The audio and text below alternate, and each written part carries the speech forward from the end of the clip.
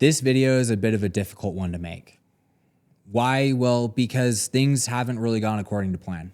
2025 was supposed to be FilmLab's breakout year. We had assembled the best team that I've ever worked with. We were getting jobs and opportunities with clients and projects that I could have only dreamed of. We built studios, we acquired gear, we were pushing ourselves creatively in ways that I just never thought was possible for a small team and a company that really only started about 4.5 years ago. But there is a reality and a difficult side to owning a video production company that nobody really talks about. And for us, that really came to fruition in December. We had to make the very difficult decision to let go of some of our amazing team members who have helped us get to this point. We had to call into question our business model and the way we were approaching everything. And we really had to take a good, long, hard look on how sustainable is this really? And are we gonna be able to survive?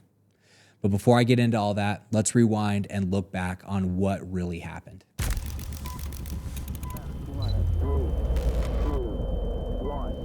Now, I don't want to be all doom and gloom because last year was incredible. I was able to collaborate creatively with some of my favorite people I've ever been able to work with, both internally as well as the different clients that we worked with. And because of that, I believe we made some of the best work we have ever created. Our theme for last year and kind of our mantra was avant-garde, which is meant to be cutting edge, the tip of the spear creatively, innovation, doing things different that really stand out. And we really tested that this year from the type of equipment that we use, the way we tried to get unique shots, the type of scripts we were writing, and just the ways we tried to come up with creative solutions to our clients' problems. And honestly, I can say we killed it. So 2025 was most definitely R&D year, I'd say. We spent more on people, research, trying new things than any year we've ever done. It was our highest revenue year in FilmLab's existence. Awesome to see some of the clients we were able to work with, some of the projects we were able to do, really push the limits on the creativity. One of the cool things about last year is we grew a lot. We gained a lot of subscribers despite not having a crazy amount of views because our focus is not virality. Our focus is showcasing how are we building a video production company? How are we improving ourselves creatively? So as you can see, 2025 was a great year. There were a lot of wins along the way, things that we were really excited about. With the constant innovation we were trying to do creatively, with taking on these bigger projects and pushing for more and more and more growth, it came with less and less work-life balance. It came with longer days, longer weeks, and those small pushes that we thought we'd just have to make. Okay, if we just push really hard for this one client, this one project, then we'll get to start resting. Well, guess what? It just happened over and over and over, and we started spreading our team and ourselves way too thin. And the toll that was taking on me personally, emotionally, was something that I didn't really notice until toward the end of the year. My health was deteriorating. I wasn't sleeping as well. I was constantly anxious about money, about the different projects that we had coming up, because every project was essential for our survival. Since we've also elevated our game, those projects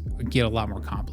And because of that, they just take a lot more time to nail down deliverables, the creative. And because of that, also that slows down cash flow. Even though we had the highest revenue, we most definitely also had the highest expenses we've ever had. And that pressure continued all the way up until we had our Christmas party with our amazing team. We were all together, but everything was really hinging on a handful of projects that were supposed to come through. But as we neared the end of our holiday break that we took, we realized that not only did those projects not come through, there were multiple clients who were behind on payments. And so when we looked at the financial reality of where we were at, we knew we just didn't have the work and didn't have the funds to be able to keep on our large team of 18 people. So we had to make a difficult decision. Hold on just a little bit longer like we have for the last handful of months, or do we do the right thing, not only for our business, but hopefully for these individuals that we're having to talk to, and give them as much time, as much severance, and as much runway as possible. And that's what we decided to do. We made those difficult calls. They were some of the most painful calls of my life because each of these people excelled in what they did here. They lifted a huge burden off of me. Beyond that, they were also my friends. And the thing I have to say about everyone we had to talk to was the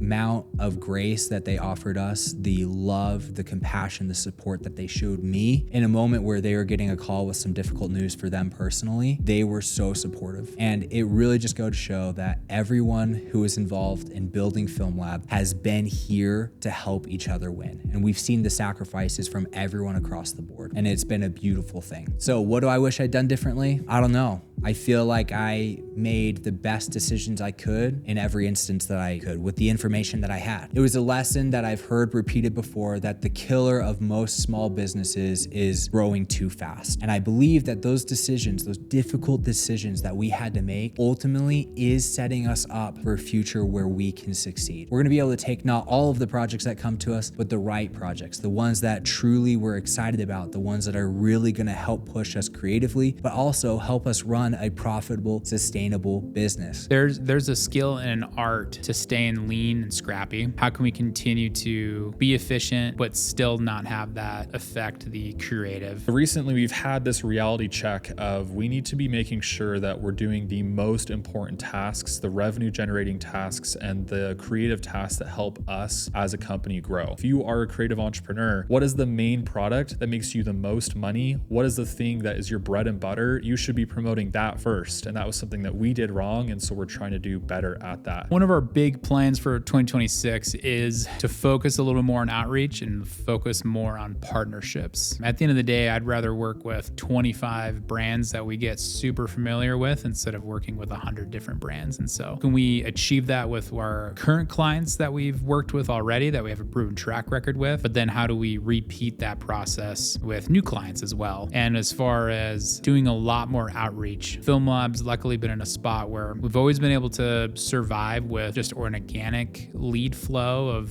referrals and websites and social. But with the size we are now, that's just not as sustainable. And so we for sure have plans in place to reach out more events, see how we can just level up current clients and meet new ones. So as you can see, we have some big plans for how we're gonna move forward and really pivot this year, from better outreach to connecting with people on social media. So as we're reevaluating our business and kind of figuring out what our next steps are, we're gonna be kind of sharing the journey along the way as we figure it out. Sometimes I found it doesn't help to look too far ahead because there's a lot of anxiety in the future. I'm trying to focus on this present moment where I can actually control the things that are in my circle of influence. And I'm trying every day to make the best choices to focus on the most impactful things to our business to help set us up for a year of creativity, of greater stability, and overall greater satisfaction in our personal and professional lives. So when it comes down to the reality of building a video production company, or honestly just living life, it's very obvious that there are going to be highs and there are going to be lows. And what we're doing is trying to learn from those lows and pivot to be able to get us to more wins, more happiness, and more overall balance in life. Until then, you can expect us to continue building in public, to share the things that we're learning, continue to get a peek behind the scenes at not only on-set experiences, but also how we're building our business and how we're pivoting and changing. So thank you guys for always supporting us. If you have any similar stories, if you want some advice, or just somebody to listen, feel free to reach out. We'd love to hear more. That's all I got, guys. I appreciate you, and I'll see you in the next one.